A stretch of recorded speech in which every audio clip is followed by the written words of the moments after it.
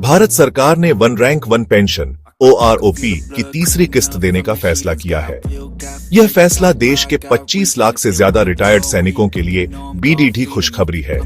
प्रधानमंत्री नरेंद्र मोदी ने इसे सैनिकों के बलिदान के लिए सच्ची श्रद्धांजलि बताया है। रक्षा मंत्री राजनाथ सिंह ने भी इसे सरकार की एक बड़ी उपलब्धि करार दिया है। उन्होंने कहा कि सरकार पूर्व सैनिकों के कल्याण के लिए प्रतिबद्ध है। OROP के तहत सभी रिटायर्ड सैनिकों को समान रैंक और समान सेवा अवधि के लिए समान पेंशन मिलेगी। ये योजना पहली बार 2015 में लागू की गई थी। इसका उद्देश्य था कि रिटायरमेंट के समय मिलने वाली पेंशन में किसी भी तरह का भेदभाव न हो। पहले यह पेंशन अलग अलग समय पर रिटायर हुए जवानों को अलग अलग मिलती थी, जो कि अनुचित था। OROP लागू होने से पहले एक ही रैंक और समान सेवा अवधि वाले सैनिकों को अलग अलग पेंशन मिलती थी। ऐसा इसलिए था क्योंकि पेंशन की गणना उनके रिटायरमेंट के समय लागू वेतनमान के आधार पर होती थी। तीसरी किस्त मिलने से 15 साल से ज्यादा सेवा देने वाले जवानों की पेंशन में 5% से 10% तक का इजाफा होगा। रक्षा मंत्रालय और वित्त मंत्रालय जल्द ही इसकी पूरी जानकारी जारी करेंगे। यह किस्त अगले 1 से 2 महीनों में जारी होने की उम्मीद है। इससे रक्षा पेंशनर्स को वित्तीय सुरक्षा मिलेगी और महंगाई के इस दौर में उन्हें राहत मिलेगी। इसके अलावा सरकार ने यह भी सुनिश्चित किया है कि OROP का लाभ सभी पात्र पूर्व सैनिकों को मिले।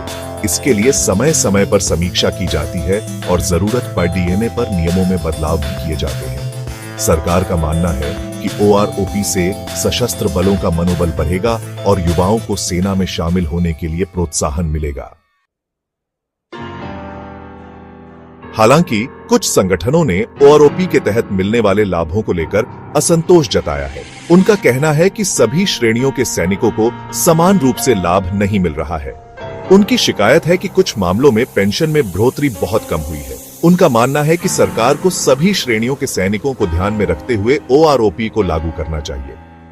कुछ संगठनों का कहना है कि कैप्टन और मेजर रैंक के अधिकारियों को OROP का पूरा लाभ नहीं मिल रहा है। वे सरकार से इस मामले पर पुनर्विचार करने की मांग कर रहे हैं। सरकार ने इन संगठनों से बातचीत की पेशकश की है और उम्मीद है कि जल्द ही कोई समाधान निकल आएगा।